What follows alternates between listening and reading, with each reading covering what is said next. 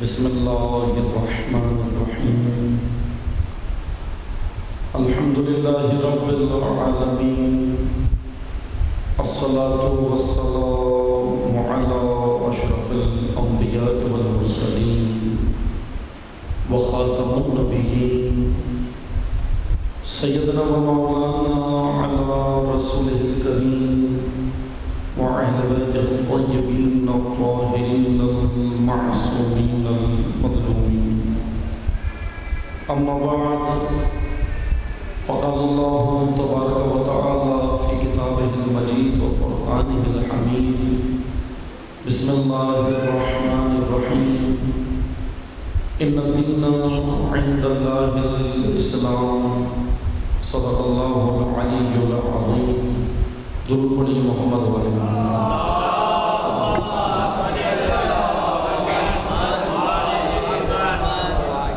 تمام حاضرین اپنی عزت و سلامتی کے لیے مملکت پاکستان کے استحکام کے لیے مقامات مقدسہ کی حفاظت کے لیے علماء حق کی حفاظت کے لیے حاضرین کی شرعی حاجات کی بجاوری کے لیے بیماروں کی شفا کے لیے بے گناہ اسیروں کی رہائی کے لیے تمام حاضرین کی تمام شرعی حاجات کی بجاوری کے لیے ظالمین کی نابودی کے لیے مظلومین کی شجاعت استقامت اور کامیابی کے لیے اور امام عصر کے ظہور میں تعجیل کے لیے ایک بار بلندر محمدی صلوات پڑھیں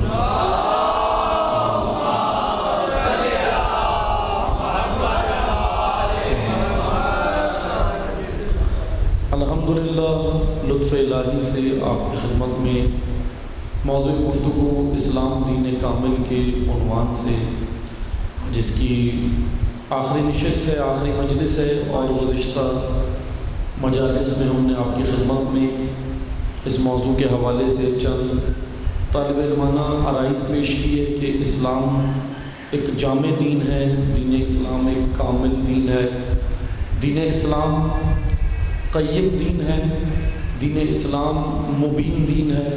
قرآن کریم نے دین اسلام کی یہ صفات بیان فرمائی کہ ایک واضح اور روشن دین ہے، اور بعض مقامات پر اللہ تعالیٰ نے فرمایا کہ یہ دین قیم ہے، استقامت والا دین ہے، سیدھا دین ہے، مستقیم دین ہے، اس کے اندر ٹیڑھا پن نہیں ہے، اس کے اندر کجی نہیں ہے، اس کے اندر انحراف نہیں ہے۔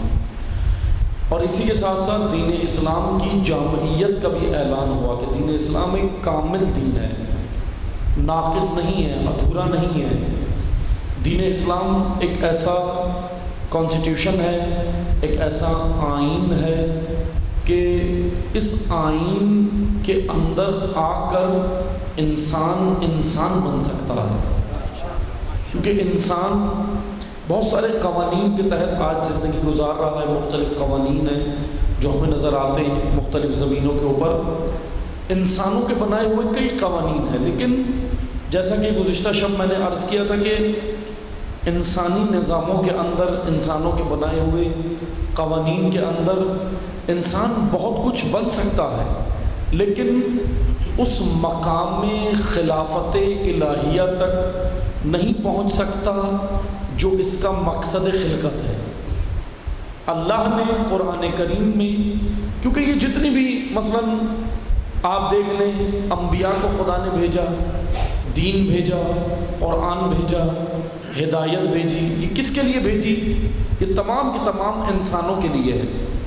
انبیاء جانوروں کے لیے ہدایت کے لیے نہیں آئے، کیونکہ جانور کو ہدایت کی ضرورت نہیں ہے۔ انبیاء چرند پرند کی ہدایت کے لیے نہیں آئے، انبیاء کہکشانوں کی، سمندروں کی، دریاؤں کی ہدایت کے لیے نہیں آئے، کیونکہ ان مخلوقات کو ضرورت ہدایت نہیں ہے، کیونکہ اللہ نے ان کو جس سانچے میں ڈھالا ہے، اللہ نے ان کو جس طرح خلق فرمایا ہے، جس قانون کے تحت، یہ اسی قانون کے تحت چل رہے ہیں، اور اس قانون سے یہ کائنات، جو کائنات کا نظام ہے پورا جو چل رہا ہے، اس نظام الہی سے ذرہ برابر بھی آگے پیچھے نہیں ہو سکتا۔ ہر چیز نظام مند ہے۔ نہج البلاغہ میں امیر المومنین علی ابن ابی طالب علیہ السلام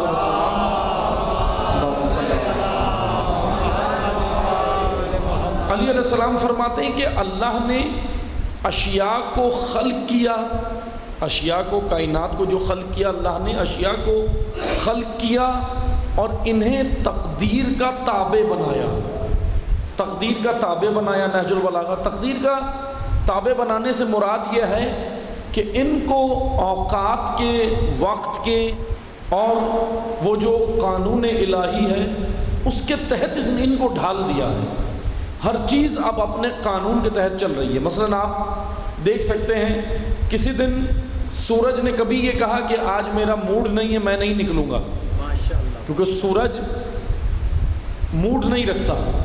کیوں نہیں رکھتا؟ کیونکہ اس کی جو خلقت ہوئی ہے وہ قانون ہم نے سمجھنا ہے۔ اللہ نے ان اشیاء کی، ان مخلوقات کی جو خلقت کی ہے اس کو قانون اجباری کہتے ہیں، لیکن انسان کی خلقت جس قانون پہ کی ہے وہ قانون اختیاری ہے۔ اسی لیے آپ دیکھیں انسان ہمیں معصیت کرتا ہوا نظر آتا ہے، اللہ کی نافرمانی کرتا ہوا نظر آتا ہے نا انسان۔ بھئی کیوں نظر آتا ہے یہ نافرمانی کرتا ہوا؟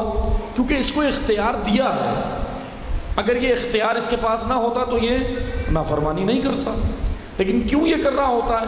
مثلا مثال کے طور پہ خدا نے حکم دیا کہ نماز فجر جو ہے وہ صبح میں پڑھنی ہے، اٹھنا ہے۔ ایک بار درود پڑھے محمد والے، اللہم صلی ایک بار اور صلوات۔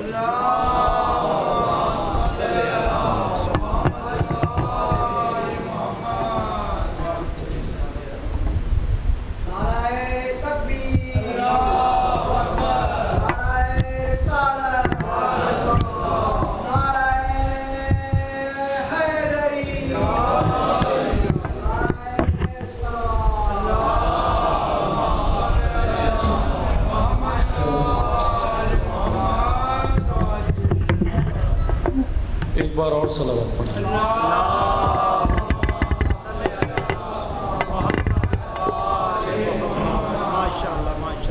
خداوند تبارک و تعالی نے انسان کو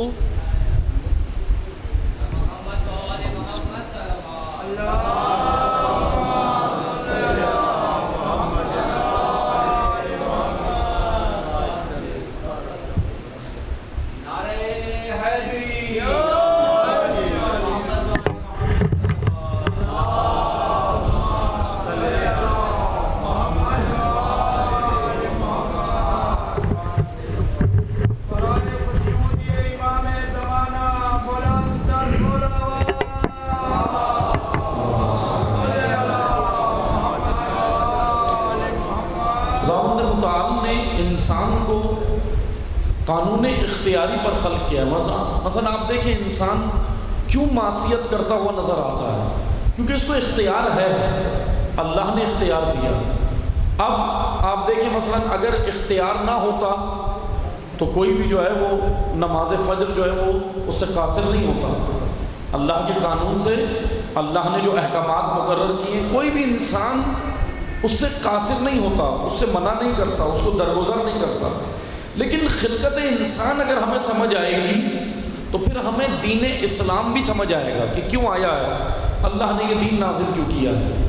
بس توجہ سے سنیں، انسان دنیا میں، جیسے میں نے کل گزشتہ شباب کی خدمت میں ایک نقطہ عرض کیا تھا کہ انسان دنیا میں انسان بننے آیا ہے، اور قرآن نے وہ مقام جس پہ انسان نے پہنچنا ہے اس کو مقام خلافت الہیہ کہا کہ وہ اس نے حاصل کرنا ہے۔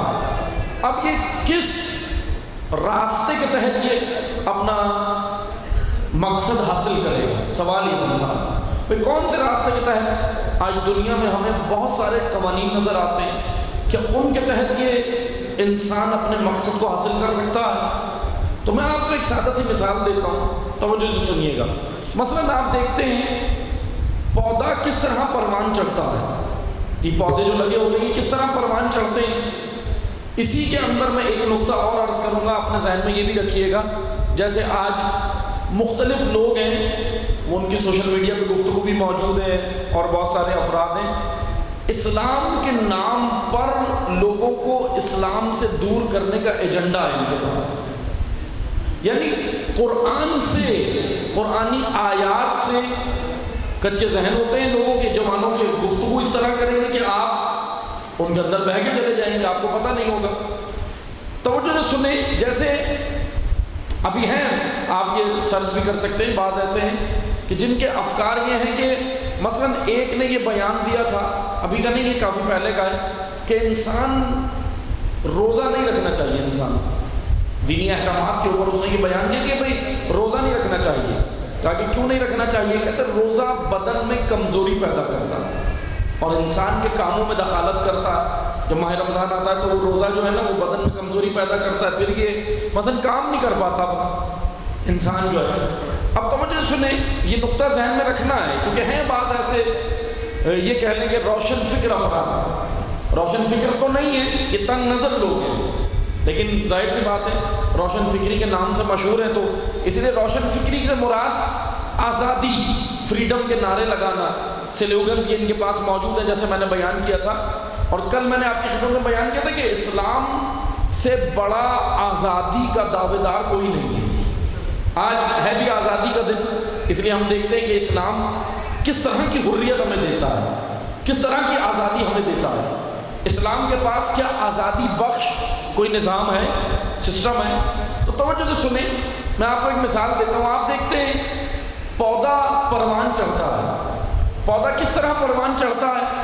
ایک نظام کے اندر پروان چڑھتا ہے، ایک نظام ہے۔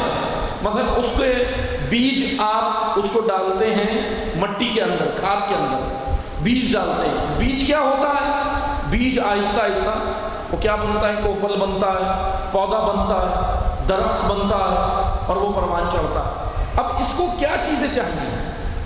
پودے کو درخت بننے کے لیے کیا کیا چاہیے؟ اس کو پانی بھی چاہیے، اس کو کھاد بھی چاہیے، اس کو ہوا بھی چاہیے، اس کو پھر ہوا میں جو اس کے لیے بہت ساری چیزیں ضروریات ہیں وہ بھی چاہیے، اور اس کو سورج کی روشنی بھی چاہیے، یہ تمام چیزیں چاہیے، تب جا کر کیا ہوگا؟ یہ پروان چڑھے گا۔ لیکن پودوں کے اندر ایک خصوصیت بھی ہے، یہ یاد رکھیے گا، جو گھروں کے اندر پودے ہوتے ہیں نا وہ بڑے نرم اور نازک ہوتے ہیں، لیکن جو صحراؤں میں اور پہاڑیوں پہ اگتے ہیں وہ بڑے مضبوط ہوتے ہیں۔ اس کی بنیادی وجہ جانتے ہیں کیا ہے؟ اس کی بنیادی وجہ یہ ہے کہ زیادہ دیکھ بھال ان پودوں کو نازک بنا دیتی۔ یہ نقطہ ذہن میں رکھیے گا، میں لے کے کہیں اور جاؤں گا۔ مثلا جیسے اب یہ تربیتی نقطہ ہے، اب ٹھیک ہے دیکھ بھال سے مراد یہ نہیں ہے کہ بالکل اس کو اس کے حال پہ چھوڑ دیں، جو ذمہ داریاں ہیں وہ انجام دیں، لیکن وہ جو افراط و تفرید کا شکار ہوتے ہیں، یعنی یا تو اعتدال میں نہیں رہتے، کیونکہ اسلام دین اعتدال ہے، ہمارا موضوع بھی اعتدال ہی ہے۔ توجہ سنیے گا، ہوتا کیا ہے، جو پودا، جو درخت صحرا کے اندر ہوتے ہیں وہ زیادہ مضبوط ہوتے ہیں، اور ماہرین کے بقول کہ اس کے اوپر سبزہ بھی زیادہ اچھا آتا ہے، لیکن جو ادھر ادھر ہوتے ہیں، گھروں کے اندر ہوتے ہیں، وہ بڑے نرم اور نازک پودے ہوتے ہیں، آسانی سے ٹوٹ جاتے ہیں۔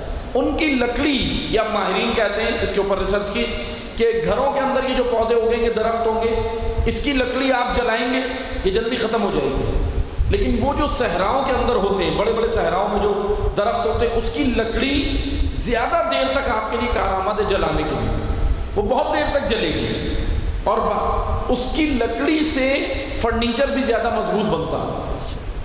اس کی لکڑی کے اندر ایک خصوصیت ہے، اس کی بنیادی وجہ یہ ہے کہ وہ جو ایکسٹرا دیکھ بھال نہیں ہوتی، یعنی جو انسان یہ سمجھ رہا ہوتا ہے کہ وہ قانون الہی سے بڑھ کر افراط و تفرید کا شکار ہو جاتا ہے، یا تو بہت حد سے بڑھ جاتا ہے یا پھر حد سے گھٹ جاتا ہے، اعتدال میں نہیں رہتا، بیلنس میں نہیں رہتا، اس کی وجہ سے یہ ایک معاملہ ہوتا ہے۔ بس توجہ سے سنیں، پودا جو پروان چڑھتا ہے اس کو یہ سارا ماحول چاہیے۔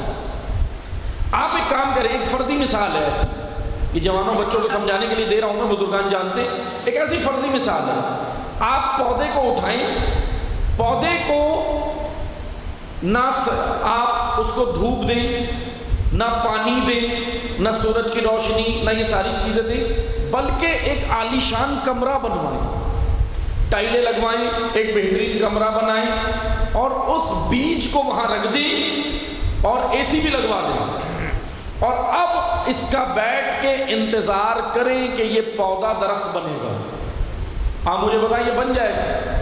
10 سال کیا 10,000 سال بھی اگر آپ بیٹھ کر انتظار کرتے رہیں یہ پودا کبھی بھی پروان نہیں چلے گا. بھئی کیا وجہ ہے؟ میں نے تو اتنا اچھا کام کیا ہے، اس کو بہترین کمرہ دیا ہے، ٹائلوں والا کمرہ دیا، اے سی لگوا دیا، سب کچھ کیا. اس کی بنیادی وجہ یہ ہے کیوں نہیں یہ پروان چڑھ رہا؟ وہاں یہ کھاد کے اندر پروان چڑھ رہا تھا، سورج کی روشنی میں پروان چڑھ رہا تھا، یہاں کیوں نہیں چڑھ رہا؟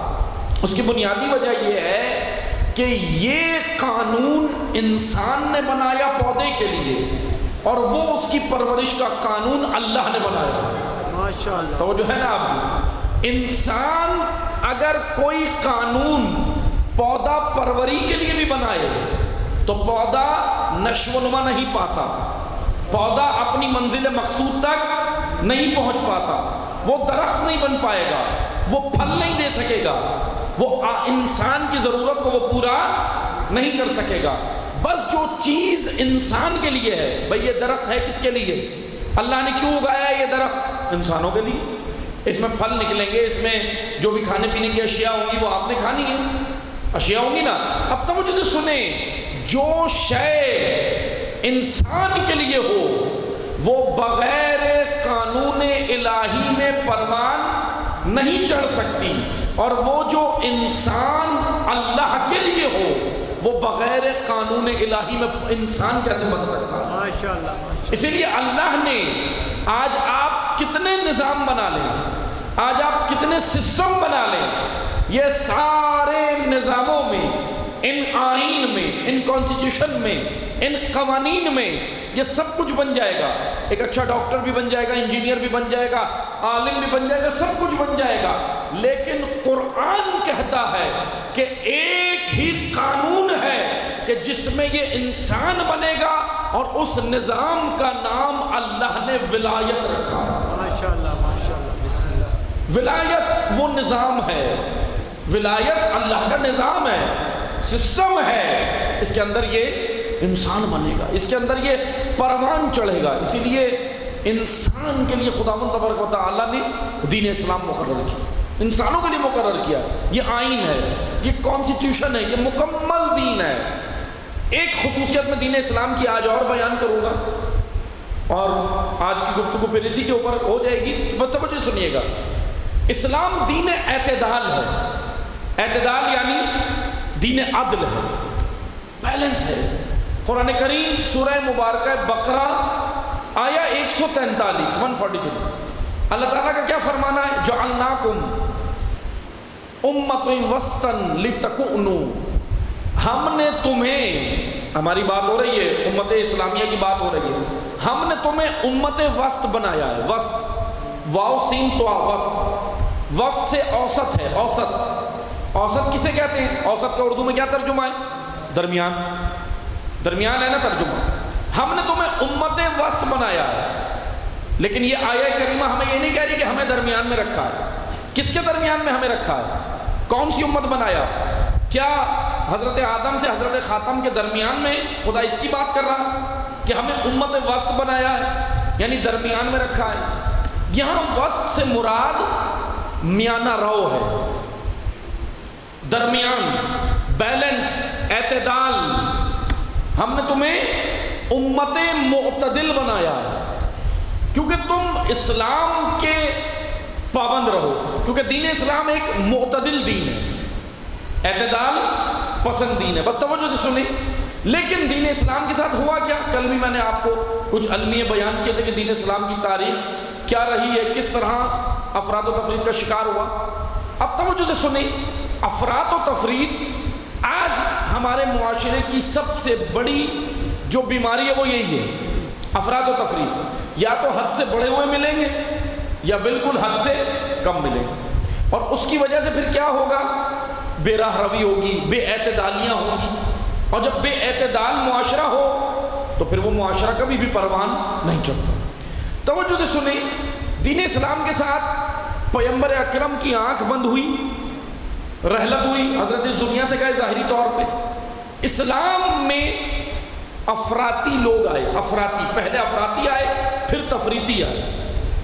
اب یہ تاریخ ہے، میں نے کل بھی بیان کیا تھا کہ جب تاریخ بیان ہو تو تاریخ کا تعلق عقائد سے نہیں ہوتا، اس لیے تاریخ تو شیعہ سنی ہوتی نہیں، تاریخ تو ہسٹری ہوتی ہے نا، اس لیے سب کو وسعت قلبی اور وسعت نظری کے ساتھ تاریخ کو سننا بھی چاہیے، پڑھنا بھی چاہیے، سمجھنا بھی چاہیے، ماشاءاللہ، کیونکہ تاریخ کے بارے میں پھر تعصب نہیں کرنا چاہیے کہ اچھا یہ اس نے کتاب لکھی، یہ اس نے لکھی، کیونکہ تعصب بہت خطرناک اینک ہے۔ تعصب وہ اینک ہے جس سے کبھی بھی حق نظر نہیں آتا، اس لیے یہ اینک اتارنا ہوگا، تعصب کا اینک، ورنہ حق نہیں ملتا۔ یہ اتنی بڑی بیماری ہے۔ اور بہرحال میں جملہ کہہ کے آگے بڑھ رہا ہوں کیونکہ وضاحت کا وقت نہیں ہے۔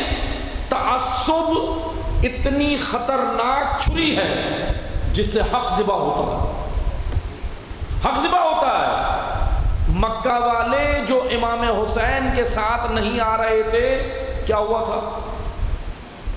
کوفہ کی تو چلے، کوفہ کی ہسٹری تو پھر بھی آپ نے پڑھی ہوگی، سنی ہوگی، ممبروں سے تھوڑی بہت سنی لیتے ہیں۔ بھائی کوفہ والے نہیں آئے، کوفہ والوں نے دھوکہ کیا، بے وفائی کی، امام حسین کا ساتھ نہیں دیا، امام اسلام بچانے نکلے، دین بچانے نکلے، اللہ کے دین کی آبیاری کے لیے۔ لیکن مکہ والوں کو کیا ہوا، مدینہ والوں کو کیا ہوا؟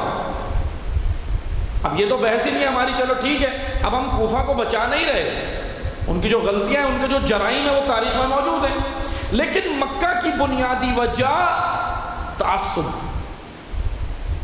قرآن کہہ رہا ہے قبیلہ پرستی، خاندان پرستی، لسان پرستی، زبان پرستی، قوم پرستی، اتنی پرستیاں، پھر حق پرستی پہ تھوڑی رہتا ہے، پھر حق نظر نہیں آتا، پھر خدا پرست نہیں رہتا، خدا پرست نہیں رہتا۔ کل میں نے بیان کیا تھا نا کہ کس طرح بت پرستی آئی مکہ میں، آج بھی بڑے بڑے بت ہیں، اور سب سے بڑا بت جو آج ہمیں حق سمجھنے میں رکاوٹ ہے وہ ہے شخصیات کا بت۔ شخصیت پرستی اتنا بڑا بت ہے جو انسان کی عقل کو ختم کر دیتا ہے، ظاہر ہو جاتی ہے عقل۔ آپ دیکھ لیں شخصیت، جیسے میں نے گزشتہ مجالس میں بیان کیا تھا کہ اتنی بڑی شخصیات کے دین پر ہیں اور دین سے پھسل بھی جاتی، دین سے پھسل گئے۔ بھئی یہ شخصیات کیوں بیان کی تھی؟ یہ عبرت کے لیے ہیں، یہ عبرت کے لیے ہمارے لیے۔ بس توجہ سے سنیں، یہاں حضور کی آنکھ بند ہوئی، پیغمبر اکرم دنیا سے گئے، ہوا کیا؟ سب سے پہلا کام تو ہوا، وہ ہوا اذان کے اوپر، اذان کے اندر سے جملہ نکالا۔ اچھا میں دوبارہ یہ جملہ کہہ کے آگے بڑھوں گا، تاریخ ہے، ہسٹری ہے، اور حوالے میں کتابوں کے دے چکا ہوں، گزشتہ مجالس میں آپ کو دیے تھے نا کتابوں کے حوالے، بس توجہ سنیں، تاریخ ہے۔ انصاب الاشراف، الملل والنحل، شہرستانی بھی لکھتے ہیں، مسعودی بھی مروج الذہب میں لکھتے ہیں، اغانی کے اندر بھی یہ تاریخ ابو الفرج اصفہانی لکھتے ہیں، مقالۃ الطالبین میں بھی ابو الفرج اصفہانی لکھتے ہیں۔ اب یہ کئی کتابوں کے اندر یہ تاریخ ذکر ہوئی ہے۔ کیا ہوا کہ اذان، کیونکہ وہ جو دور تھا بعد پیغمبر اکرم جناب خلیفہ دوم کا دور جب آیا، ان کا جو دور تھا جناب خلیفہ دوم کا، جنگیں بہت زیادہ تھیں اس میں۔ توجہ سے سنیے گا، میں تاریخ بتا رہا ہوں، جنگیں اتنی زیادہ تھیں، اب دو بڑی طاقتیں اسلام پر تاک لگا کے بیٹھی تھی اس وقت، دو بڑی سپر پاوریں، بیچ میں عرب تھے، اور عرب سے مراد اسلام ہے، اسلام، اسلامی قلمرو، اسلامی حکومت جو حضور نے قائم کی تھی۔ اب اس مسلمان درمیان میں ایک طرف ان کے بڑی قوت اس وقت تھی ایران، زرتشتی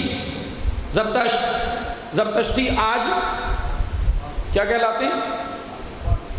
پارسی، جو آج پارسی ہے نا، پارسی، زرتشتی بہت سارے جو ہے وہ آج جو موجود ہے نا آپ کے پاس۔ اب ہاں زرتشتیوں کی بہت ساری برانچز ہیں، شاخیں ہیں، ابھی میں اس میں نہیں جاتا ورنہ پوری مجلس زرتشتیوں پہ ہو جائے گی کہ ان کی کون کون سی برانچز ہیں، کون سی شاخیں ہیں۔ اور خوزستان کے صوبے میں ایران میں ابھی 5000 افراد یہ رہتے ہیں، لیکن وہ ان کی بہرحال وہ الگ، کیونکہ زرتشتیوں کے اندر بھی فرقے بنے تھے۔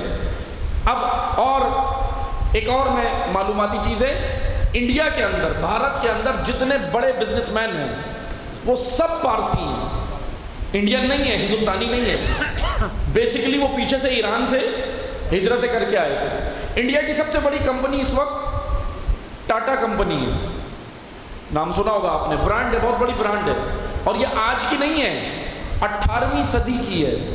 1834 کے اندر اس کو گجرات کے گاؤں سے ایک وہ اٹھے تھے، انہوں نے پھر یہ ٹاٹا کمپنی کو قائم کیا تھا، لیکن وہ جو گجرات کے جنہوں نے یہ کمپنی کی تھی شروع، بہرحال نام میرے ذہن سے نکل گیا معذرت، انہوں نے جو یہ شروع کی تھی، ان کے جو آبا و اجداد تھے وہ پارسی تھے، اور وہ سارے ایرانی تھے جو مائیگریٹ کر کے آئے تھے۔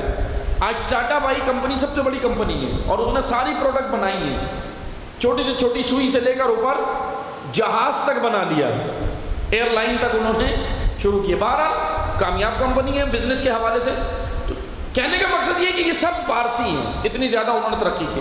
ایران کے اندر زرتشتی تھے، جو اس وقت بڑی قوت تھی، طاقت اسلام کے مد مقابل تھی۔ دوسرا روم کے اندر، یہ روم بڑی طاقت تھی، پاور تھی، روم کے اندر صائبین تھے۔ صائبیت ایک مذہب ہے، صائبیت قرآن کریم نے ذکر کیا ہے اس کے بارے میں۔ یہ حضرت یحییٰ علیہ السلام کے پیروکار ہیں، حضرت یحییٰ کی نسل سے ہیں، نبی خدا حضرت یحییٰ ابن زکریا۔ صائبین میں دو گروہ، دو فرقے بنے، ایک موحد اور ایک مشرک، ایک توحید پرست ہے اور ایک مشرک ہے۔ اب روم کے اندر جو تھے زیادہ وہ تھے صائبین۔ دو بڑی قوتیں جناب خلیفہ دوم کے دور میں، یہ دو بڑی قوتیں، جنگوں کا دور ہے۔ اب ہوا کیا، اذان سے حی علی خیر العمل نکالا گیا، رسول اللہ کے دور میں تھا، پیغمبر اکرم کے دور میں تھا۔ اب جب ان سے سوال ہوا کہ آپ کیوں نکالنا چاہتے ہیں یا کیا وجہ ہے، تو انہوں نے کہا اذان میں جب حی علی خیر العمل کہا جاتا ہے تو اس سے مجاہدین کے حوصلوں میں کمی آتی ہے۔ یہ میں افراطی مثال دے رہا ہوں، اور سادہ زبان میں ترجمہ کروں، شاہ سے زیادہ شاہ کے وفادار۔ دین میں نہیں بننا ہے زیادہ وفادار، شاہ سے زیادہ شاہ کے وفادار، دینی معاملات میں نہیں بننا، شریعت میں نہیں بننا ہے، بھائی شریعت نے جو حکم دیا اس کو بجا لانا۔ بہرحال توجہ سنیں، انہوں نے کہا بھائی یہ جب ہم مجاہدین کو جنگ کے لیے تیار کرتے نا، اور جنگی دور تھا، اب انہوں نے اپنے سطح کے مطابق جو فکری سطح تھی، انہوں نے کہا بھائی یہ اس وجہ سے ہم نکال رہے ہیں اذان سے کہ نماز کو زیادہ ترجیح دی جا رہی ہے جہاد پر، نماز کو جہاد پر زیادہ ترجیح دی جا رہی ہے، اس وجہ سے حی علی خیر العمل نکالا۔ چلیں ٹھیک ہے، لیکن سوال یہ بنتا ہے کیا پیغمبر اکرم کو نہیں معلوم تھا؟ اللہ اکبر، معاذ اللہ، یہ تو پھر حضور کے ذہن مبارک میں کوئی شک کرنے والی بات ہو گئی نا، معاذ اللہ۔ اور کیا معاذ اللہ نبی ناقص ہوتا ہے؟ نبی تو کامل ہوتا ہے۔ پیغمبر اکرم نے جانے سے پہلے یہ کام کرنے تھے نا، ان کو تو پتا تھا میرے بعد کیا دور ہونا ہے، ادھر بڑی بڑی قوتیں آئیں گی، اسلام پہ یلغار کریں گی، لیکن حضور نے یہ کام نہیں کیا۔ جو اذان کا سلسلہ تھا وہ تھا، بہرحال بعد میں یہ ہوا کہ اذان سے ہی نکالا۔ اچھا، نماز اور جہاد دونوں جزء دین ہیں، دونوں جزء دین کا۔ نہ آپ نماز کے وقت جہاد کو فوقیت دے سکتے ہیں، اور نہ جہاد کے وقت نماز کو فوقیت دے سکتے ہیں۔ کیوں؟ کیونکہ شریعت مقدسہ کہہ رہی ہے۔ آئیں آ کر دیکھیں، نماز کا مقام اپنی جگہ ہے، بلکہ نماز وہ قوت اور طاقت ہے جو مجاہد کو مجاہد بناتی ہے۔ بھائی مجاہد یہ تیار کیسے ہوگا؟ روحانی طاقت سے۔ لشکر اسلام غالب جب بھی آیا، بدر سے لے کے، اہل بدریون سے لے کر آج تک، بدر سے لے کے مجاہدین اسلام کا جب بھی غلبہ ہوا، اور آج تک، چاہے وہ اسرائیل کو ابھی حماس نے شکست دی ہو، ماشاءاللہ، آج تک کیسے ہوا؟ معنویت سے۔ ورنہ پاور، ٹینکر، ایٹم بم، طاقتیں، وہ تو سب جو ہے وہ کافروں کے پاس زیادہ ہیں، لیکن مسلمانوں کا غلبہ کس وجہ سے ہوا؟ قرآن خود کہہ رہا ہے، قرآن سورہ انفال میں بھی کہہ رہا ہے، قرآن سورہ حشر میں بھی کہہ رہا ہے، یعنی قرآن کہہ رہا ہے تو اللہ کہہ رہا ہے، مطلب خدا کہہ رہا ہے کہ سنو، یہ طاقت تمہاری نہیں ہے، یہ لطف پروردگار ہے۔ مسلمانوں یاد کرو، یعنی اپنے خدا سے غافل نہیں ہونا۔ تو بس ہوا کیا، دین اسلام کے ساتھ کیا ہوا؟ افراطی کام یہ کیا گیا کہ اذان سے اس کے جزیات کو نکالا گیا، اور کہا بھائی اذان ہو یا رہا ہے کہ اس کی وجہ سے لوگ جو ہے وہ اس سے دور ہو رہے ہیں، جہاد کی وجہ سے دور ہو رہے ہیں۔ لیکن توجہ سے سنیں، اسلام اتنا کامل اور جامع دین ہے. اسلام کہتا ہے عمل صالح. عمل صالح کیا عمل ہے؟ عمل صالح ایک اور میں اس کی عمل صالح کی ایک اور مثال دیتا ہوں. قرآن کریم مشہور آیت ہے لن تنالوا البر حتى تنفقوا مما تحبون. تم جب تک بر پر نہیں پہنچ سکتے. بر میں بر کا ترجمہ کروں گا کیونکہ بر کا ترجمہ زیادہ تر نیکی ہے, لیکن نیکی سے بڑھ کر ہے ترجمہ, نیکی کا بہت اعلیٰ درجہ. تم جب تک بر پر, توجہ سے سنیے گا, آپ نے غور سے سننا ہے کیونکہ ہم نے جانا ہے آگے, نتیجہ دینا ہے گفتگو کا. جب تک تم بر پر نہیں پہنچ سکتے, جب تک اپنی قیمتی چیزیں تحبون, جن سے تمہیں عشق ہے, جن سے تمہیں محبت ہے, جب تک تم اپنی قیمتی چیزیں اللہ کی راہ میں نہیں دیتے, بر پہ نہیں پہنچ سکتے. پروردگارہ کہ بر کیا ہے؟ نیکی. نیکی کا بہت ہی اعلیٰ درجہ, نیکی کا سب سے اعلیٰ درجہ, نیکی کے درجات ہیں, نیکی کا سب سے اعلیٰ درجہ. اور بر کے لیے, عمل بر کے لیے شرط یہ ہے عمل نیک ہو, اور دوسرا یہ شرط ہے کہ عمل آپ کو مقصد خلقت تک پہنچا رہا ہو, اور تیسری شرط یہ ہے کہ وہ عمل بر وقت کیا جائے, وقت پر کیا جائے, وقت سے ہٹ کر نہ کیا جائے. وقت پر جو عمل نہیں ہو سکتا ہے وہ نیک تو ہو لیکن بر نہ ہو, بر پر نہ ہو. میں آپ کو مثال دیتا ہوں, اسٹوڈنٹ بیٹھے ہیں یہاں کالج یونیورسٹی کے, پیپر ہو آپ کا میتھس کا, ریاضی کا پیپر ہو میتھس کا. ریاضی کے پیپر میں سوالات کیا آئیں گے؟ ریاضی کے آئیں گے, میتھس کے آئیں گے. آپ کے پاس پیپر آئے اور آپ کے پاس جیسے پیپر آئے آپ نے ریاضی کے سوالات پڑھے, آپ ریاضی کے سوالات حل نہ کریں, ناد علی لکھ کے آ جائے پیپر میں.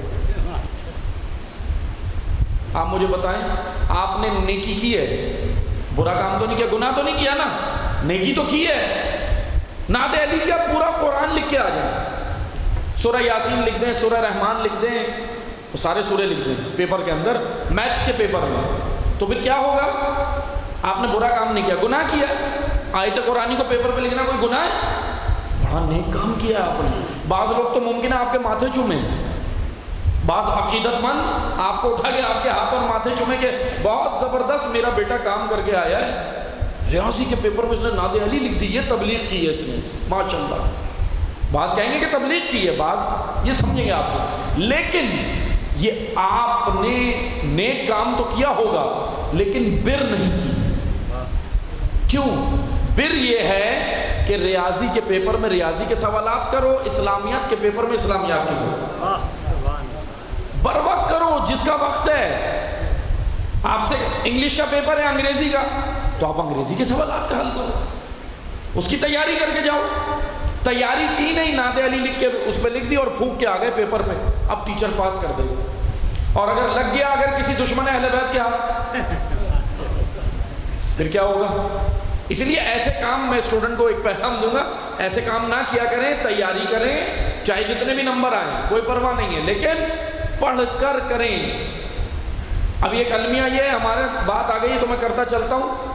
اتنا تعلیمی نظام کرپٹ ہو چکا ہے, اتنا کرپٹ ہو چکا ہے کہ ٹیچرز, ٹیوشن پڑھانے والے ٹیچرز, یہ میں ڈھکی چھپی باتیں نہیں کر رہا, آپ مجھ سے زیادہ جانتے ہیں, مجھ تک تو یہ ایک ہی بات پہنچی ہے, آپ اسٹوڈنٹ تو زیادہ جانتے ہوں گے, اور باتیں آپ مجھے بتائیے گا تاکہ اور جگہ میں پڑھ کے ان ٹیچروں کا پوسٹ مارٹم کروں جو یہ کر رہے ہیں. ماشاءاللہ. کیونکہ ٹیچر کا کام یہ نہیں ہے, ٹیچر یہ خیانت کر رہا ہے اپنے عہدے کے ساتھ, اپنے منصب کے ساتھ, اپنے علم کے ساتھ, اپنی صلاحیتوں کے ساتھ. یہ خیانت ہے, اللہ نے اس کو یہ عہدہ دیا ہے, اس میں خیانت نہ کرے. کیا کیا ہے؟ ابھی میٹرک کے جب پیپر ہو رہے تھے نا, ٹیچرز نے 15-20 منٹ پہلے ان کے پاس بورڈ سے, اب لنک ہوتے ہیں نا, تعلقات ہوتے ہیں, بورڈ سے ان کے پاس پیپر آ گیا, اپنے اسٹوڈنٹس کو جلدی جلدی واٹس ایپ کیا, دیکھ لو یہ آ گیا پیپر. یہ کیا ہے, یہ کیا کر رہے ہیں؟ یہ بزرگان بیٹھے ہیں, بزرگان جانتے ہیں کہ اساتید کا کیا مقام تھا پچھلے زمانوں میں, استاد کی کتنی عزت ہوتی تھی. آج وہ سارا مقام معذرت کے ساتھ اس تہذیب, مغربی تہذیب میں ہم سب کچھ بھول گئے, اپنی تہذیب بھی بھول گئے. دین تو بہت دور کی بات ہے, دین تو اس وقت بھی بڑا کم تھا, لیکن جو اپنی ثقافت اور تہذیب تھی ادب کی، جو ادب تھا ہمارے یہاں معذرت کے ساتھ، وہ بھی نہیں رہا، وہ بھی نہیں رہا۔ مجلس میں آنے کے آداب ہوتے تھے، عزاداری کے آداب یہ بزرگان جانتے ہیں، پوچھیں ان سے، یہ بیٹھے ان سے استفادہ کیا کریں۔ محرم کا چاند ہوتا تھا، کیا ادب ہوتا تھا عزاداری کا، کیا ماحول ہوتا تھا۔ لیکن معذرت کے ساتھ کوئی فیسٹیول تھوڑی تھا، فیسٹیول تھا، کپڑوں کی تیاری اور پاؤڈروں کی تیاری اور اس کی تیاری اور فلاں کی تیاری۔ کس کا مہینہ ہے؟ غم کا مہینہ۔ آل رسول نے دین بچایا ہے، ایمان بچایا لوگوں کا۔ کالا لباس پہن لو لیکن اندر اگر ایمان کھو دیا تو مجلس میں آنے کا فائدہ کیا ہو؟ مجلس سے پھر لیا کیا؟ بس توجہ سے سنیں، پہچانے، بس توجہ سے سنیں۔ یہ مقام ہے، یہ کام ہوا کہ ٹیچرز نے باقاعدہ پیپر لیک کیے۔ کیوں ہو رہا ہے یہ؟ اچھا اب آپ مجھے بتائیں، چلیں ٹھیک ہے، یہ بن جائے گا، یہ ڈاکٹر بھی بن جائے گا، انجینئر بھی بن جائے گا، پاکستان میں یہ سب کچھ ڈگریاں حاصل کر لے گا، بغیر پڑھے چیٹنگ کر کے ڈگری حاصل کر لے گا، لیکن یہ ایسا ڈاکٹر بنے گا مریض مر رہے ہوں گے، پل اور بلڈنگیں گر رہی ہوں گی، وہ تو ہو رہا ہے ابھی بھی دیکھ لیں، مٹیریل ایسا لگاتے ہیں سب گر جاتا ہے، پل گر جاتے ہیں، سب ختم ہو جاتا ہے۔ یہ کامیاب نہیں ہوگا۔ کامیاب اگر اس کو بنانا ہے تو اس کو پڑھائیں، پڑھ کے یہ نمبر لے، چاہے جتنے بھی لے، ایمانداری کے ساتھ۔ لیکن توجہ سے سنیں، بس عزیزان محترم، ہوا کیا؟ تاریخ اسلام کے ساتھ بھی یہی المیہ ہوا، اسلام میں بھی یہی ہوا۔ پیغمبر اکرم کے بعد جہاد اور نماز دونوں رکن دین ہیں، لیکن ہوا کیا؟ کسی نے فوقیت جہاد کو دی، کسی نے فوقیت نماز کو دی۔ جس نے نماز کو دی وہ خانقاہ میں چلا گیا، جس نے جہاد کو دی وہ نماز ہی بھول گیا۔ اور معاذ اللہ جب نماز کے بغیر، جب روحانیت کے بغیر جہاد ہوگا تو وہ جہاد نہیں رہتا، دہشت گردی بن جاتی ہے۔ جب روحانیت کے بغیر ہوگا، جب اسلامی تعلیمات کے بغیر ہوگا۔ اسی لیے یہ دونوں جزء دین ہیں۔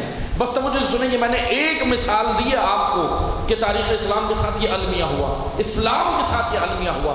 اسلام دین اعتدال ہے، اعتدال۔ اور اعتدال آئے گا کہاں سے؟ جب میرے وجود میں اعتدال ہوگا۔ میرے وجود میں اللہ نے 3 مرکزی قوتیں رکھی ہیں، 3: قوت عقل، قوت غضب، قوت شہوت۔ قوت غضب، غصہ، یہ رکھا ہے خدا نے، اور ہونا ضروری ہے، کیونکہ اگر یہ نہیں ہوگا تو غیرت نہیں رہے گی۔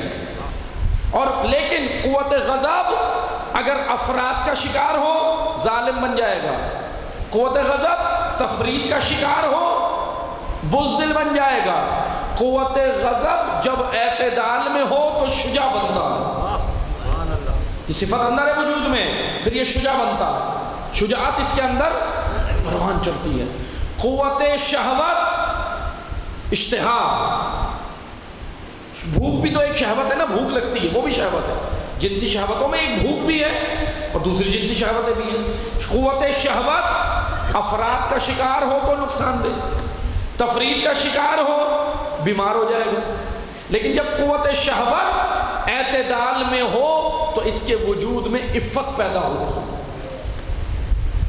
دو قوتیں دو صفت آئیں، شجاعت اور عفت۔ دوبارہ سن لیں، میں کسی نقطے کے جانب لے کے جا رہا ہوں۔ قوت غضب جب اعتدال میں ہو شجاعت پیدا ہوگی، قوت شہوت جب اعتدال میں ہو عفت پیدا ہوگی، قوت عقل جب اعتدال میں ہو، قوت عقل تو حکمت پیدا ہوگی، اور جس وجود میں حکمت، شجاعت، عفت تینوں قوتیں آ جائیں پھر اس وجود میں عدالت پیدا ہوگی۔ ماشاءاللہ ماشاءاللہ، بسم اللہ۔ پھر یہ عادل بنتا ہے، عادل۔ اور عدالت جب یہاں آئے گی تو پھر معاشرے میں بھی آئے گی، پھر معاشرے میں قائم ہوگی، پھر معاشرے میں قائم ہوگی۔ آج دین سمجھنے میں بھی عادل بنے فکری طور پہ، کیونکہ ہوا کیا؟ پیغمبر اکرم نے جب دین کی تبلیغ کے لیے لوگوں کو بھیجا، بعض لوگ جا کر دین صحیح نہیں پہنچاتے تھے، اس لیے پیغمبر اکرم نے کیا کیا؟ جب یمن بھیجا معاذ بن جبل کو، توجہ سے سنیں، دین اسلام کیسا معتدل دین ہے۔ معاذ بن جبل کو بھیجا یمن، تو پیغمبر اکرم نے کہا کہ سنو یا معاذ بشر ولا تنفر، توجہ سے سنیے گا، اے معاذ جا کے لوگوں کو بشارت کرنا، لوگوں کو قریب لانا، تنفر نفرت کے ذریعے بھگا نہیں دینا اسلام سے۔ پھر پیغمبر اکرم نے کہا یا معاذ یسر ولا یعسر، اے معاذ آسان دین پہنچانا، دین کو مشکل نہیں کر دینا، دین کو مشکل نہیں کرنا، آسان طریقے سے پہنچانا۔ جیسے اللہ نے ہمیں دین عطا کیا، اور ہوا یہ دین کو مشکل بعض لوگوں نے بنا دیا۔ دین آسان ہے، پیغمبر اکرم نے خود کہا، امیر المومنین نے کیا کہا؟ الحمدللہ الذی شرع الاسلام فسہل، حمد اس پروردگار کی جس نے اسلام کو ایک گھاٹ بنایا، شرع بنایا، اور اس میں وارد ہونے والوں کے لیے اس کو آسان بنایا۔ دین آسان ہے لیکن اس کو سمجھنے کی ضرورت ہے۔ ایک گروہ، بس توجہ سے سن لیں، میں نے ابھی افراد کی مثال دی، تاریخ اسلام میں کیا ہوا بعد پیغمبر اکرم؟ افراد کی مثال یہ ہے کہ اپنے ذہن سے سوچ کے اسلام کی جو جزیات تھی، اذان کی جو جزیات تھی وہ نکال لی۔ اچھا نیت یہ تھی کہ بھائی تاکہ جہاد کے لیے جائیں۔ اب ظاہری طور پہ نیت بری تو نہیں تھی نا، ظاہری طور پر نیت تو بری نہیں تھی کہ نماز نہ ہو، وہ تو کہہ رہے تھے نماز ہو، لیکن ابھی جہاد کا موسم ہے تو ذرا اس وجہ سے اس کو تھوڑا اسکپ کیا جائے، جملے کو تھوڑا اسکپ کیا جائے۔ اب آئیں تفرید کی مثال، دین اسلام میں تفرید کی مثال یہ ہوئی کہ اسلام میں بعض لوگ دین سمجھنے میں، اب یہ نقطہ توجہ سے سنیے گا، آج بھی یہ مسائل ہیں۔ مثال کے طور پہ ایک موضوع ہے دین کا، شریعت کا، اجتہاد۔ اجتہاد کا موضوع میں ذرا اس کی وضاحت کرتا چلوں۔ اجتہاد کے ذریعے سے، اجتہاد پر جب آتا ہے عالم تو وہ مجتہد بنتا ہے، لیکن اجتہاد ہے کیا چیز؟ یہ جوانوں کے لیے میں عرض کر رہا ہوں، آپ سے سوالات ہوتے ہیں، مسائل ہوتے ہیں، لیکن جو بحث و مباحثہ بے تکا کرتے ہیں نا، جنہوں نے سمجھنا نہیں ہے ان سے نہ کیا کریں، ان کو ٹھیک ہے، کیونکہ پھر اس بحث کا کوئی فائدہ نہیں ہے جس میں کوئی نتیجہ نہیں ہے۔ اس میں نتیجہ ہونا چاہیے ایسی بحث کے جو سیکھنے کے لیے ہوتی ہے، ایسی بحث اچھی ہوتی ہے جو سیکھنے کے لیے ہو، لیکن وہ باتیں جو صرف الجھنے کے لیے ہوں، سامنے والے کو پہچانا کریں یہ الجھنے آیا ہے یا سیکھنے آیا ہے۔ اب توجہ سے سنیں، نہج البلاغہ کا 18واں خطبہ، مولا علی نے فتویٰ دینے والوں کی مذمت کی۔ ظاہری طور پہ اس کو اٹھایا اور اٹھا کر بعض لوگوں نے شیعہ مجتہدین کے خلاف شروع کر دی، کیونکہ بیچارے کیا جانے اس کا متن کیا ہے، اس کی سند کیا ہے، اس میں کتنے راوی ہیں، علم رجال کیا کہہ رہا ہے، علم حدیث اس روایت کے بارے میں کیا کہہ رہی ہے، یہ سب پتہ تھا نہیں پتہ تھا؟ شیعہ مجتہدین، شیعہ علماء کے خلاف۔ اب امام نے، 5ویں امام کی حدیث ہے کہ بنو امیہ نے ہمارا حق غصب کیا، اس میں سے یہ تھا کہ جمعے کے روز امام مسلمین آ کے جمعے میں خطاب کرے، کسے؟ امت کو، اور وہ امام مسلمین اللہ نے 12 بنائے۔ تو امام پنجم اس وقت کہہ رہے تھے کہ انہوں نے ہمارے حق پر غصب کیا، انہوں نے ہمارا حق غصب کیا۔ کس کو کہہ رہے تھے؟ بنو امیہ کو۔ اب اتنا ہمارے جوانوں کو گمراہ کرنے کے لیے آج تشیع میں یہ کام ہو رہا ہے، اس حدیث کا ترجمہ اٹھایا اور اٹھا کر جو شیعہ مولانا بھی جمعہ پڑھا ہے اس کے خلاف چلانا شروع کر دیا۔ دیکھو مولا کہہ رہے ہیں یہ ہمارا حق کھا رہا ہے۔ اب میں یہ ایشوز اس لیے بیان کر رہا ہوں کہ یہ وہی طبقہ ہے افراط و تفریط، اسلام کو نہ سمجھنے والا طبقہ۔ بھئی پہلے اسلام کو سمجھے کہ اسلام ہے کیا۔ توجہ سے سنیں، نہج البلاغہ کا 18واں خطبہ، توجہ سے سنیے گا، میں اس کی وضاحت کر رہا ہوں۔ امیر المومنین نے فتویٰ دینے والوں کی مذمت کی، کس کی؟ جو تصویب کا شکار تھے۔ میں آپ کو وضاحت کروں گا، جملہ پہلے سن لیں۔ تصویب اور اجتہاد دو الگ الگ چیزیں ہیں۔ تصویب ایسے فتوے کو کہتے ہیں جو قرآن و حدیث کے متن کے بغیر صرف عقل کی بنیاد پر دیا جائے، کیونکہ عقل انسانی کبھی کبھی افراد و تفرید کا شکار بھی ہو جاتی ہے۔ معصوم کی عقل تو نہیں ہے نا، غیر معصوم کی عقل ہے، افراد و تفرید کا شکار ہوگی۔ ایسا فتویٰ جو قرآن و حدیث کے بغیر صرف عقل کی بنیاد پر دیا جائے، اس کو تصویب کہتے ہیں اصطلاح میں. اور ایسا فتویٰ جو قرآن حدیث اور عقل کی روشنی میں ریسرچ و تحقیق کر کے آج کے عصر کے مطابق مسئلے کے حل کو پیش کیا جائے، اس فتوے کو اجتہاد کہتے ہیں. اجتہاد اور تصویب میں یہ فرق ہے. امیر المومنین نے مذمت کی، تصویب کی. امیر المومنین نے مذمت کی تھی نا، لیکن کیا ہوا؟ اب یہاں دیکھیں نا کتنے سادہ لوگ ہیں، کتنے سادہ لوگ ہیں. اٹھایا اور کاپی کی کہ دیکھو مولا نے کہا کہ کوئی بھی فتویٰ دے گا سب، کوئی امام نے منع کر دیا. یہ بالکل ایسے ہے، یہ بالکل ایسے ہے کہ جیسے واقعات ہمیں تاریخ میں ملتے ہیں. پیغمبر اکرم بعض ایسی اصطلاحات استعمال کرتے تھے یا اپنی گفتگو میں ایسی باتیں کہتے تھے کہ اس کا باطن یا تو صرف رسول جانتا تھا یا نفس رسول جانتا تھا. لیکن ہوتا کیا تھا؟ دوسرے لوگ بیچ میں کود پڑتے تھے. اب بہت سارے لوگ جب بیچ میں کودتے تھے تو پھر مشکل ہو جاتی تھی، اور جب بیچ میں کودتے تھے تو غلطیاں کرتے تھے، اور غلطی سے بھی پھر علی جب بچاتے تھے تو پھر کہتے تھے کہ اگر آج علی نہ ہوتے تو میں ہلاک ہو جاتا. بھئی آپ بیچ میں آئے کیوں تھے؟ مسئلہ یہ ہے کہ جب رسول اللہ نے بولا علی اس کی زبان قطع کرو، بول علی کو رہیں، آپ آئے کیوں بیچ میں؟ جب آ گئے تو پھر اس کے بعد جب پھنسنے لگے امیر المومنین نے پھر بچایا. اب کیا کریں؟ مانو یا نہ مانو علی تو مشکل کشا ہے. اب بعض لوگ کہتے ہیں نا علی کو مشکل کشا، علی سے مدد، میں نے پہلے پڑھ چکا ہوں مجلس میں، امیر المومنین سے مدد تاریخ اسلام میں تمام بادشاہوں نے، خلفاؤں نے، جتنے بھی گزرے ہیں تاریخ اسلام نے، سب نے مانگی. اب یہ میں تو نہیں کہہ رہا، مسعودی بھی کہہ رہے ہیں، انصاب الاشراف والے بھی کہہ رہے ہیں، تاریخ ابن خلدون بھی کہہ رہے ہیں، طبری بھی کہہ رہے ہیں، الملل والنحل والے بھی کہہ رہے ہیں، کتابیں میں حوالے ہیں کہ امیر المومنین کے در پہ آتے تھے مدد کے لیے کہ اے علی آؤ، ایسا سوال آ گیا، حل نہیں ہو رہا، کہاں جائیں؟ نفس رسول. لیکن آنا تھا کیوں؟ کیونکہ رسول اللہ نے کہہ دیا تھا انا مدینۃ العلم وعلی بابها، میں علم کا شہر ہوں اور علی اس کا دروازہ ہے. لیکن یا رسول اللہ، اب ایک عقل میں بات نہیں آتی ہے. بھئی رسول اللہ کہتے تھے میں علم کا شہر ہوں اور میرے بعد علی آ کے علم لے لینا، کافی تھا نا. دروازہ کیوں کہا؟ دروازہ نہیں کہتے، بس کہتے تھے میں علم کا شہر ہوں. اچھا ظاہر سی بات ہے، عقل انسانی کیا کہتی ہے؟ جب بھی آپ کسی شہر میں بھی داخل ہوں گے دروازے سے آئیں گے، چنگیاں بنی ہوتی ہیں دروازے سے آئیں گے. کسی کے گھر جائیں گے دروازے سے جائیں گے، دروازے سے جائیں گے نا.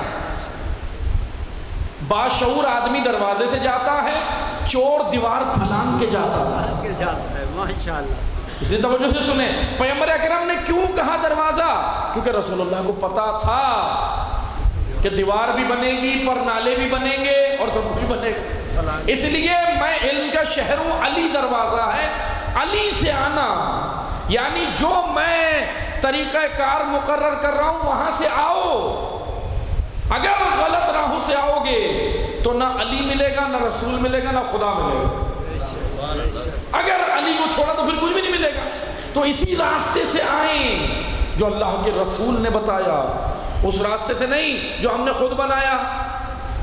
اب آپ دیکھ لیں امیر المومنین مشکل کشا ہے یا نہیں ہے؟ الحمدللہ سب مانتے ہیں. لیکن سوال یہ بنتا ہے بھئی علی کو مشکل کشا ماننے والے بھی مشکل میں ہیں. آج پاکستان میں بھی مشکل میں ہیں اور ممالک میں بھی مشکل میں ہے یا نہیں ہے؟ آپ مجھے بتائیں میں اور آپ مشکل میں ہیں یا نہیں؟ اب ایک سادہ سا سوال ہے، کیوں ہے مشکل میں؟ مشکل کشا کو مان کے مشکل میں. بھائی ٹھیک ہے، جو مشکل کشا کو مشکل کشا نہیں مانتا، ٹھیک ہے، وہ مشکل میں ہے تو سمجھ آتا ہے. لیکن میں اور آپ کیوں ہیں؟ میں اور آپ کیوں ہیں؟ ایک سوال کھڑا ہوتا ہے. چلے میں آپ کو ایک سادہ سی مثال دیتا ہوں. دی ہے میں نے کئی بار دی ہے، شاید یہاں بھی دی ہو، دوسری جگہ تو دی ہے. بڑی سادہ سی مثال ہے کہ مشکل کشا کا ذہن میں یہی جملہ رکھنا ہے کہ مشکل کشا کو مشکل کشا ماننے والا کیوں مشکل میں ہے. میں ایک سادہ سی مثال دیتا ہوں. مثلا فرض کریں کراچی شہر کا سب سے بڑا بزنس مین اور تاجر، کراچی شہر کتنا بڑا شہر ہے؟ پاکستان دنیا کا انٹرنیشنل شہر، دنیا کا 7واں یا 8واں بڑا شہر ہے، ٹھیک ہے. کراچی شہر کا سب سے بڑا بزنس مین اور تاجر اس کا بیٹا، کس کا بیٹا ہے؟ کراچی شہر کے تاجر کا، ارب پتی آدمی کا بیٹا، وہ اگر فرض کریں باہر گلی میں کھڑا ہو جائے اور آنے جانے والوں سے کہے میری مدد کرو، میری جیب میں پیسے نہیں۔ اب بڑی عجیب بات ہے بھائی، کسی غریب آدمی کا بیٹا ہو، مزدور کا بیٹا ہو، کسان کا بیٹا ہو، کسی فیکٹری میں کام کرنے والے ملازم کا بیٹا ہو، غریب آدمی کا بیٹا ہو، وہ لوگوں سے مدد مانگے میری جیب میں پیسے نہیں، سمجھ آتا ہے، ٹھیک ہے نا، بالکل سمجھ آتا ہے۔ لیکن ہے کس کا بیٹا؟ ایک بڑے تاجر کا بیٹا، ارب پتی آدمی کا بیٹا، مال و ثروت رکھنے والے انسان کا بیٹا، کہہ کیا رہا ہے؟ آنے جانے والوں سے کہہ رہا ہے میری مدد کرو، میری جیب میں پیسے نہیں ہیں۔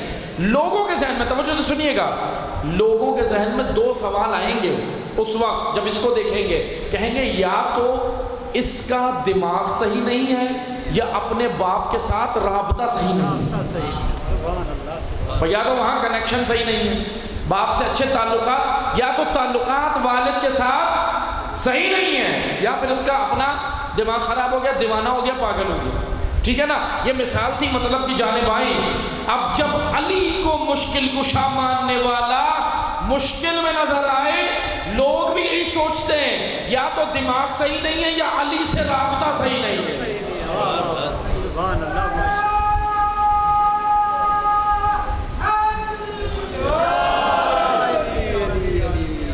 یا تو علی سے رابطہ صحیح نہیں، کیوں؟ کیونکہ علی تو وہ مشکل کشا ہے، مشکلیں بعد میں پیدا ہوئی، حل پہلے دیا، حل پہلے دیا تھا۔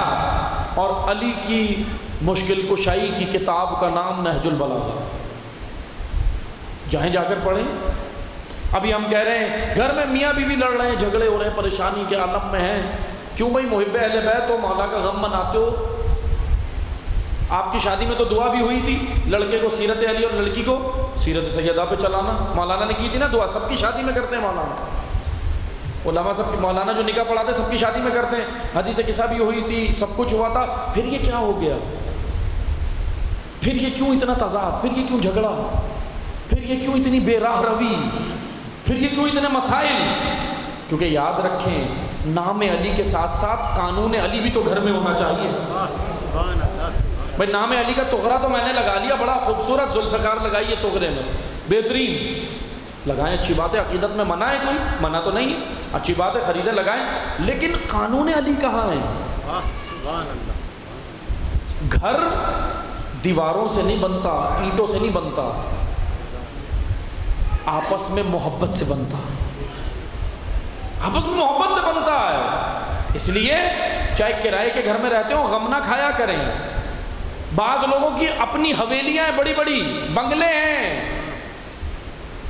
اپنے پراپرٹی جائیداد بہترین ہے، عزیزان محترم توجہ سے سنیں، اپنا بہترین گھر لیا ہوا ہے، بڑے بڑے 600 گز کے بنگلو ہیں، بہترین ہے، بنائے ہوئے ہیں، گھر تو بنا لیا، اس گھر کے اندر گھرانہ نہیں ہے، گھرانہ نہیں ہے۔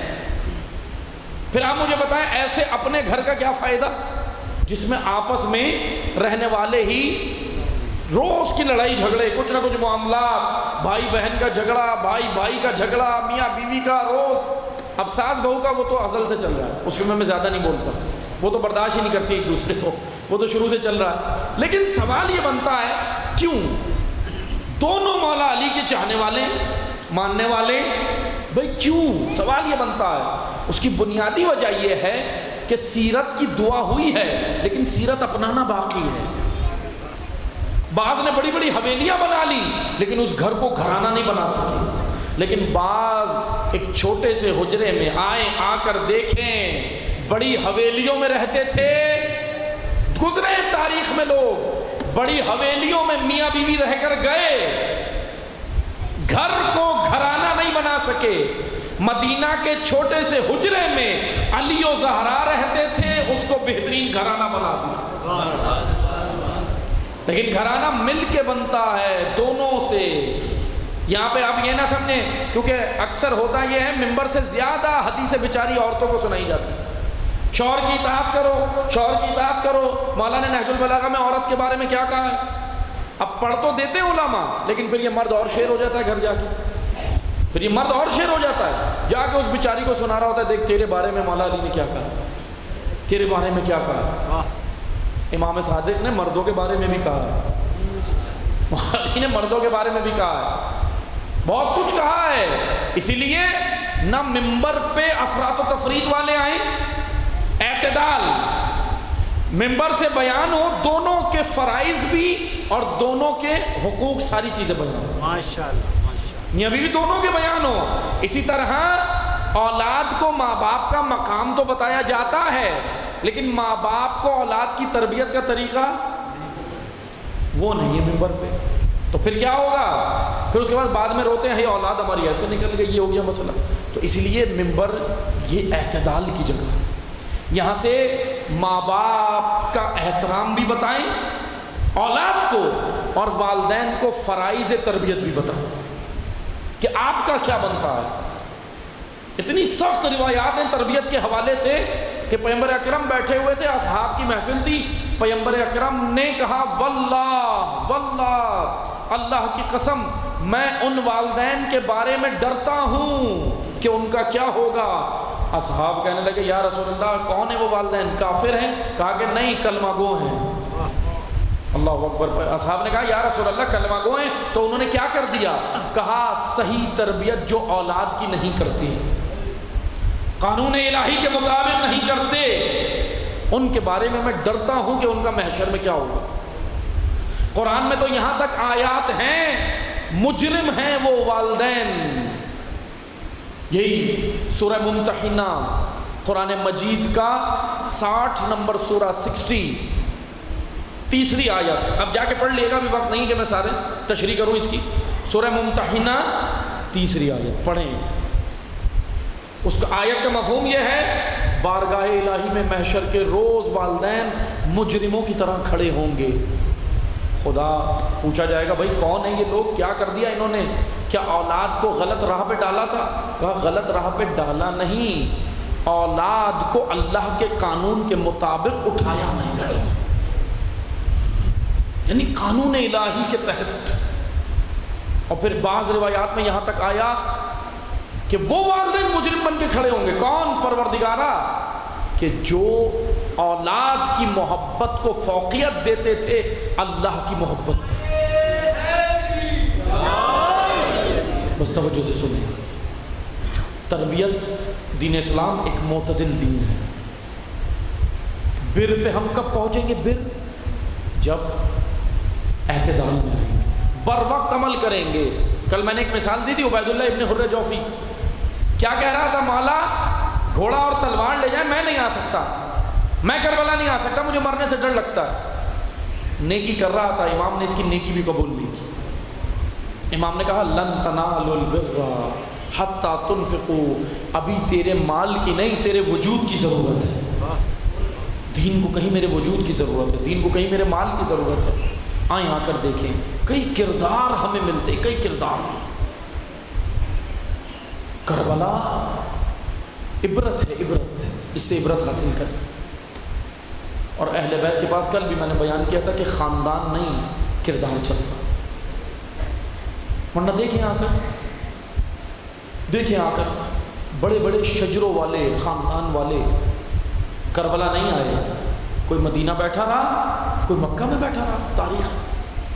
لیکن آئیں آ کر میں ایک آپ کو کردار بتاؤں، کیا خوبصورت کردار ہے کربلا کا۔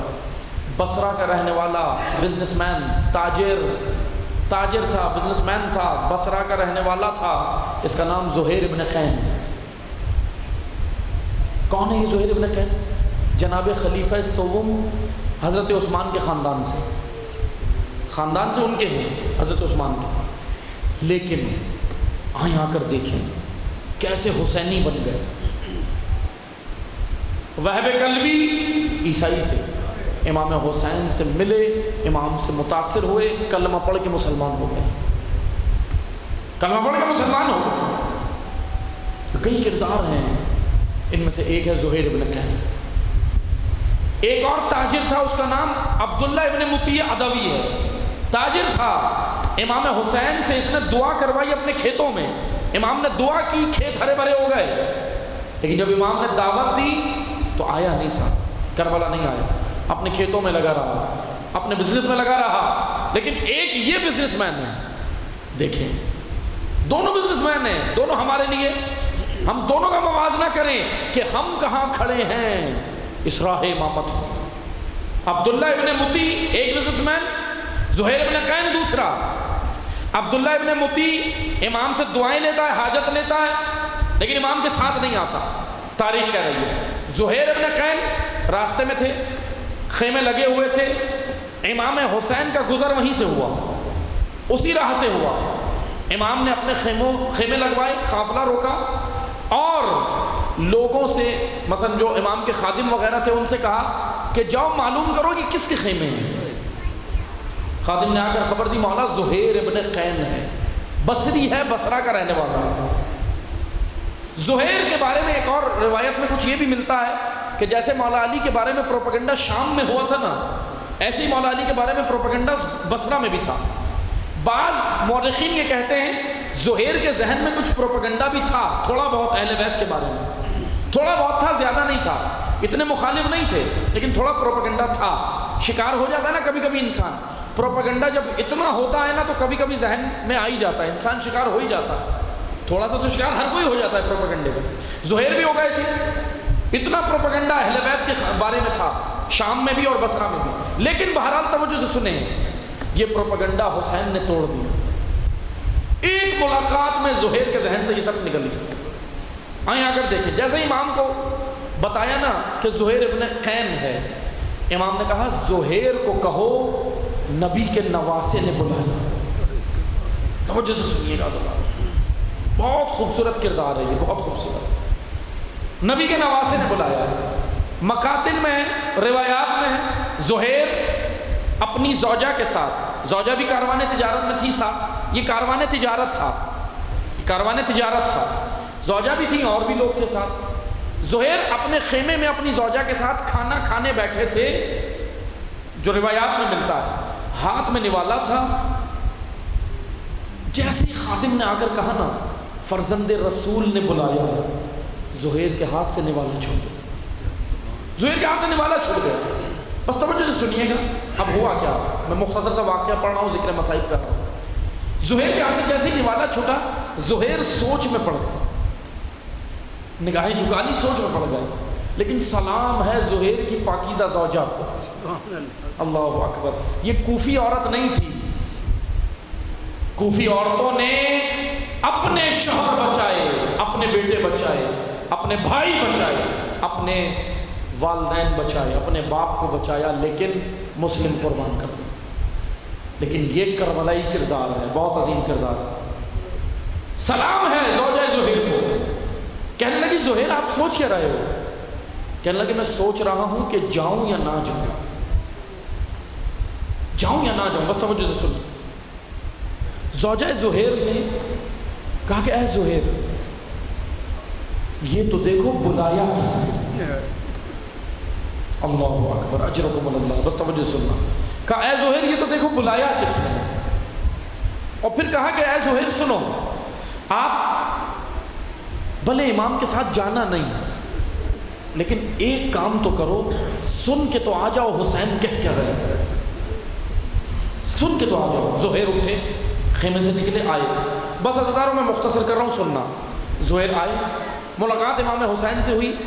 ملاقات میں کیا بات ہوئی یہ نہیں ملتی روایات، یہ نہیں ملتی، کیونکہ خیمے کے اندر ملاقات ہوئی اور امام اور زہیر کی تنہائی میں ملاقات ہوئی، اور کوئی نہیں تھا خیمے کے اندر، امام حسین کے خیمے میں، وہ تنہائی میں امام نے ملاقات کی۔ کوئی روایت نہیں ملتی، کوئی ملاقات کے اندر کیا بات چیت ہوئی نہیں ملتی، لیکن راوی بس اتنا کہتا ہے زہیر جب خیمہ حسینی سے نکلے نا چہرے کی رنگت بدل گئی۔ راوی کہتا ہے ایسا لگتا تھا جیسے زہیر کو کھوئی ہوئی چیز مل گئی، زہیر اتنا خوش تھے، زہیر کے چہرے پہ مسکراہٹ تھی۔ زہیر آئے، آ کر زوجہ کو کہتے ہیں اے زوجہ سن، آج سے تو بھی آزاد ہے، اور یہ میں نے کاروان تجارت بھی چھوڑا، مجھے میرا امام مل گیا، مجھے میرا امام مل گیا۔ بس ہزاروں دو جملے سننا، قیامت کا منظر تھا۔ اب جو منظر ہے نا آگے، دعا کرنا میں پڑھ سکوں، دعا کرنا میں پڑھ سکوں۔ ہوا کیا، زوجہ زہیر نے کہا اے زہیر میں آپ کو روکوں گی نہیں، میں نے ہی تو تیار کیا آپ کو، میں نے ہی تو بھیجا۔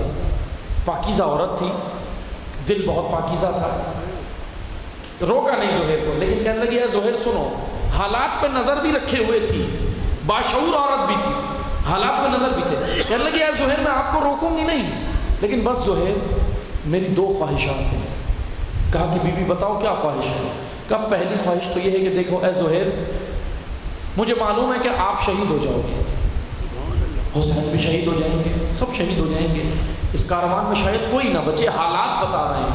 اے زہیر جب شہید ہو کر زہرا کی بارگاہ میں جاؤں گا تو مجھ کنیز کی سفارش کرنا. زہیر کہنے لگے، زہیر رونے لگے، آنکھوں سے آنسو آ گئے. زہیر کہنے لگے اے زوجہ ہے دعا کر کہ مجھے سعادت مل جائے. کہاں زہیر اور کہاں زہرا کا مقام. اے بی بی دعا کر کے مجھے یہ سعادت مل جائے. پھر اس کے بعد زہیر کی زوجہ نے کہا اے زہیر میری ایک اور، میں آپ سے ایک چیز کی اور اجازت چاہوں گی. زہیر نے کہا پوچھو کیا اجازت لینی ہے؟ کہا دوسری میں یہ اجازت چاہوں گی، اے زہیر سنو، مجھے معلوم ہے کوئی نہیں بچے گا اس کاروان میں، کاروان حسینی میں کوئی نہیں بچے گا، حالات بتاتے ہیں سب شہید ہو جائیں گے. اے زہیر دیکھو حسین تو امیر کا بیٹا ہے. اللہ اکبر. اچھا اے زہیر حسین تو امیر کا بیٹا ہے، عباس تو امیر کا بیٹا ہے، علی اکبر تو حسین کا بیٹا ہے، قاسم تو حسین کا بھتیجا ہے. اے زہیر سنو، اگر یہ لوگ شہید ہوں گے نا ان کو تو شاید کفن مل جائے.